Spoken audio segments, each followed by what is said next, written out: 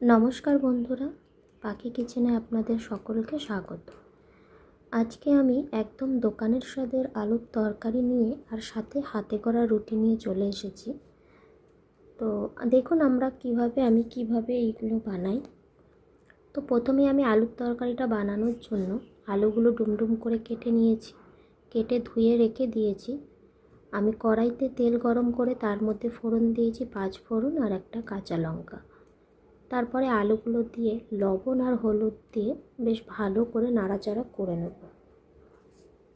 ভালো করে নাড়াচাড়া করে নিয়ে এটা একটু মতো তেলে আমরা কিছুক্ষণ এটাকে ফ্রাই করব।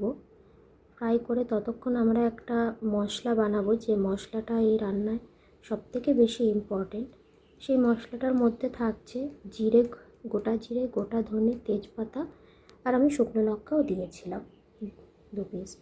এগুলোকে খালি কড়াইতে ভেজে নিয়ে ঠিক এরকম একটা ভাজা মশলা আমি বানিয়ে রেখেছি, দেখতেই পাচ্ছেন। এরপরে আমি ওই আলুতে একটা গোটা টমেটো পিস পিস করে কেটে ঠিক এইভাবে দিয়ে দিয়েছি, দেখতে পাচ্ছেন। দিয়ে টমেটোটা দিয়ে আমি কিছুক্ষণ একটু নাড়াচাড়া করব, বেশি নাড়াচাড়া করব না। এটাতে টমেটোটা এখনই গলানোর কোনো দরকার নেই, একটু হালকা করে নাড়াচাড়া করে ওর মধ্যেই ভাজা মশলাটা আমি দিয়ে দেব। ভাজা মশলাটা দিয়ে আমি ভালো করে ভাজা মশলাটাকে আমি টমেটো আলুর সাথে ভালো করে মিশিয়ে নেব। সুন্দর করে মিশিয়ে নেওয়ার পরে আমি এর মধ্যে দিয়ে দেবো জল, পরিমাণ মতো জল দিয়ে আমি জলটাকে বেশ ভালো করে ফোটাবো। সুন্দর করে এটাকে ফোটাতে হবে। আমি ঢাকা দিয়ে 2-3 বার করে ঢাকা দিয়ে দিয়ে আমি এটাকে ফুটিয়ে নেব। ফুটিয়ে নিলে আমি বারবার গোটা কয়েকটা কাঁচা লঙ্কা আমি এখানে দিয়েছি, ঝাল যার যার পছন্দ মতো। তো আমি এটাকে বারবার ঢাকা দিয়ে এটাকে করছিলাম মিডিয়াম আছে। আর এদিকে আমি হাতে করা রুটির জন্য আমি আটা মেখে নিয়েছি, দেখতেই পাচ্ছেন এরকম সফট হয়ে গেছে। এবার এটাকে আমি লেচি কেটে একটা সাইডে রেখে দেবো। একবার দেখে নিই যে আলুর তরকারিটা কত দূর হচ্ছে। আর একটু হবে, অনেকটাই গলে এসছে টমেটোটা পুরোটাই গলে যাবে। তো আরেকবার আমি এটাকে ঢাকা দিয়ে দেবো। আরেকবার ঢাকা দিয়ে দিলেই আমার আলুর তরকারির অনেকটাই আলুটা গলে আসবে, তরকারিটা অনেকটা দেখুন। এবার দেখতেই পাচ্ছেন যে আলুটা কতটা সফট হয়ে এসছে, ঝোলটাও বেশ অনেকটা আঁচ হয়ে গেছে। হ্যাঁ, আলুগুলো একদম গলে গেছে। এবার আমি প্রত্যেকটা আলুকে খুন্তির সাহায্যে ভেঙে দেবো। দোকানে আমরা দেখেছি আলুর তরকারির আলুগুলো কিন্তু গোটা গোটা থাকে না, সেক্ষেত্রে খেতে ঠিক ঝোলটা ভালো লাগে না। তো আমি প্রতিটা আলুকে এরকম খুন্তি দিয়ে ভেঙে দেব। ভেঙে দিলে কি হবে, আলুর ঝোলটা একটু ঘন হবে আর খেতেও একটা দারুণ সুস্বাদু আসে।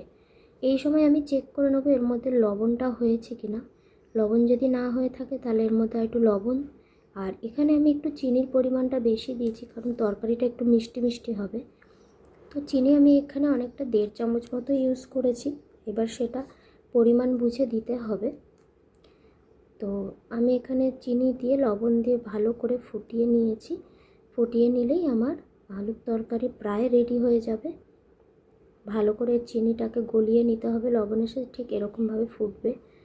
এদিকে আমি ততক্ষণে রেডি করে নেব রুটিগুলো। দেখুন তাওয়াতে আমি রুটিগুলো সেঁকে নিচ্ছি। সেঁকে আমি রুটিগুলোকে বানিয়ে এক সাইডে রেখে দেবো। রেখে দিয়ে ঠিক এরকম ফুলকো ফুলকো রুটি হয়ে গেছে। এবার রুটিগুলোকে আমি গরম জলে ভিজিয়ে নেব। গরম জলে রুটি ভিজিয়ে নিলে রুটি হজমও হয় তাড়াতাড়ি এবং রুটি খেতেও ভীষণ সুস্বাদু হয়। তো আপনারা এরকম গরম জলে রুটি ভিজিয়ে খাবেন, এতে অম্বল হবে না, রুটি হজমও হয়ে যাবে তাড়াতাড়ি। ছোট বড় সবাইকে এই রুটি এইভাবে খাওয়ানো যায়, ভালোও হয়, উপকারীও হয়। দেখুন আমাদের আলুর তরকারি একদম রেডি হয়ে গেছে দোকানের স্বাদে, দেখতেও অনেকটা সেরকমই লাগছে। রুটির সাথে এরকম মিষ্টি মিষ্টি আলুর তরকারি হলে একদম সকালটা জমে যায়। আপনারা এরকম একবার বানিয়ে দেখবেন, দারুণ লাগবে। ধন্যবাদ বন্ধুরা।